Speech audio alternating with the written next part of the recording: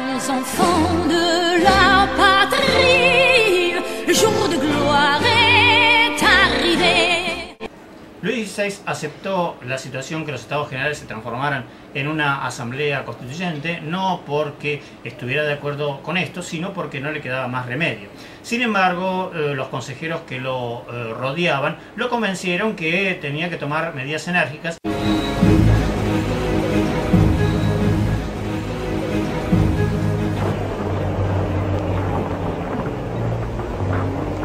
Se corrió la voz que el proyecto del rey era disolver la Asamblea Constituyente y posiblemente declarar la bancarrota del Estado.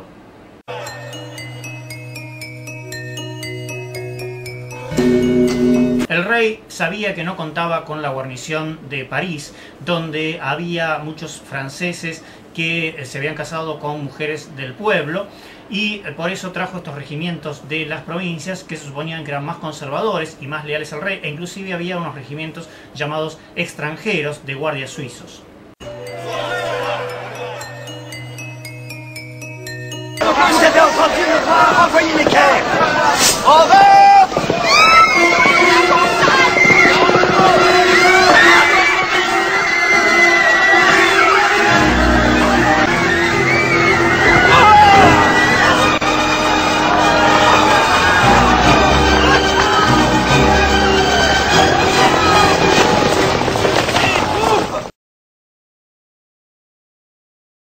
Fue el pueblo de París el que se puso en movimiento y el que salvó a la Asamblea Constituyente.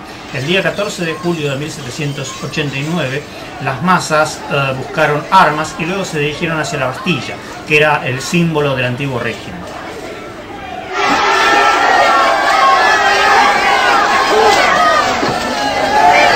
La Bastilla había sido el gran símbolo del despotismo monárquico, el gran símbolo de los reyes de Francia yendo más allá de los límites de su propio poder. Para los franceses simboliza el horror.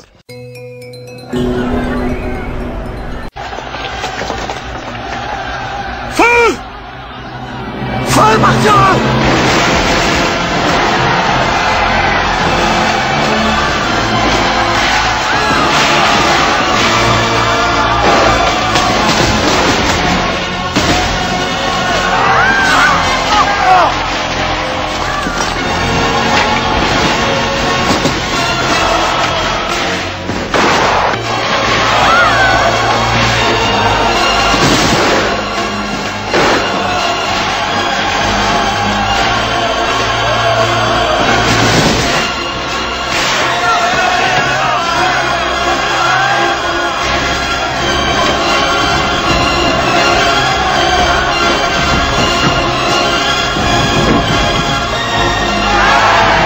La Bastilla fue asaltada por varios motivos. Por un lado, porque era el emblema de lo que representaba la monarquía absoluta, y por otro lado, porque los insurrectos aparentemente pretendían conseguir más armas. También existía la posibilidad de que allí hubiera presos políticos a los cuales liberar. La verdad es que había muy pocas personas en ese momento en la Bastilla.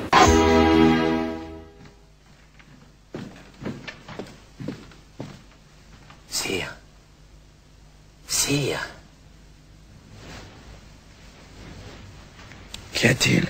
Sire, les Parisiens ont pris la Bastille.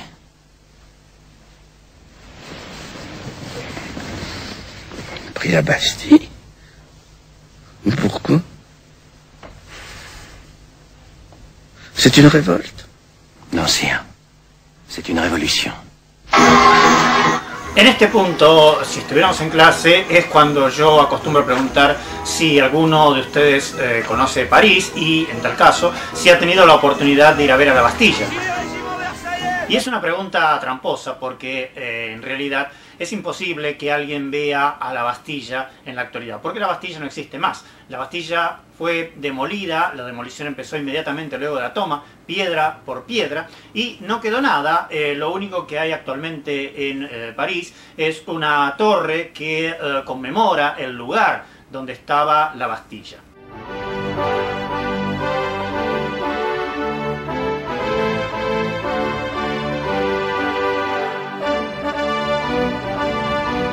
Défense de crier vive le roi!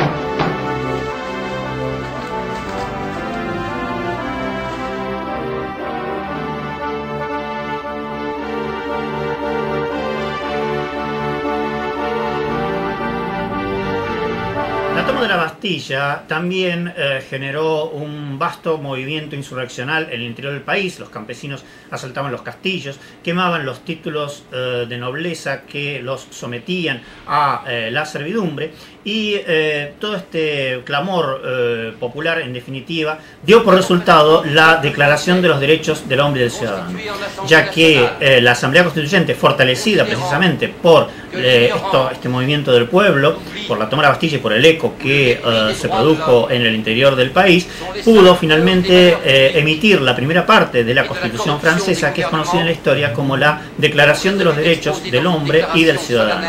Esta declaración, que es la base del sistema jurídico que inclusive nosotros tenemos, que influenció luego al resto del mundo. Article 1er. Les hommes naissent et demeurent libres et égaux en droit. Les distinctions sociales ne peuvent être fondées que sur l'utilité commune. Ces droits sont la liberté, la propriété, la sûreté et la résistance à l'oppression. Le principe de toute souveraineté réside essentiellement dans la nation. La loi n'a le droit de défendre que les activités nuisibles à la société. Tout ce qui n'est pas défendu par la loi ne peut être empêché. La loi est l'expression de la volonté générale. Tous les citoyens étant égaux à ses yeux, sont également admissibles à toute dignité, place et emploi public. Nul homme ne peut être accusé, arrêté, ni détenu que dans les cas déterminés par la loi. Tout homme est présumé innocent jusqu'à ce qu'il ait été déclaré coupable. Nul ne doit être inquiété pour ses opinions, même religieuses. La libre communication des pensées et des opinions est un des droits les plus précieux de l'homme. Tout citoyen peut donc parler, écrire, imprimer librement, sauf à répondre de l'abus de cette liberté dans les cas déterminés par la loi. La garantie des droits de l'homme et du citoyen nécessite une force publique. Cette force est donc constituée pour l'avantage de tous. La propriété étant un droit inviolable et sacré, nul ne peut en être privé, si ce n'est lorsque la nécessité publique, légalement constatée, l'exige évidemment.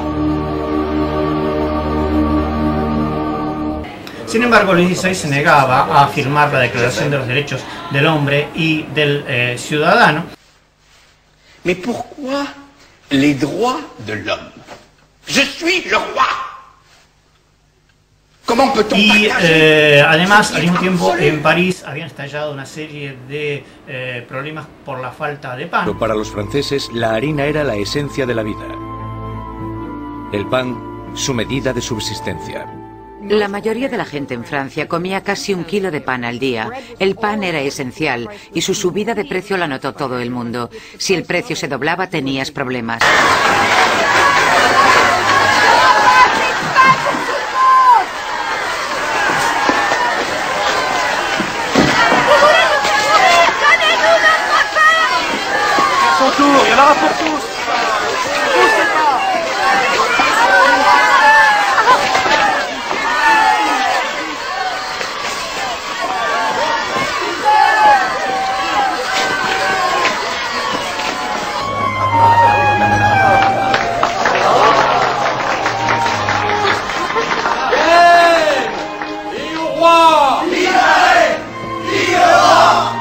Finalmente ocurre un incidente que es el que moviliza al pueblo, sobre todo a las mujeres de París, que es conocido como el incidente de las escarapelas. A Versalles habían llegado un regimiento de Flandes, un regimiento que era famoso por su lealtad hacia el rey Luis XVI, y bueno, hubo una serie de festejos, los tipos parece que tomaron un poco de más.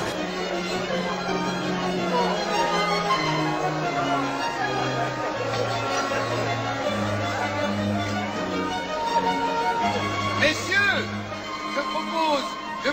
santé du roi! Y el caso es que el regimiento de Flandes terminó arrancando la escarapela tricolor que estaba alrededor, la pisotearon. ¡Abat l'Assemblée! ¡Abat l'Assemblée! Bueno, esta noticia llega a la ciudad de París, donde se combina con la falta de pan. El caso es que las mujeres de París deciden movilizarse.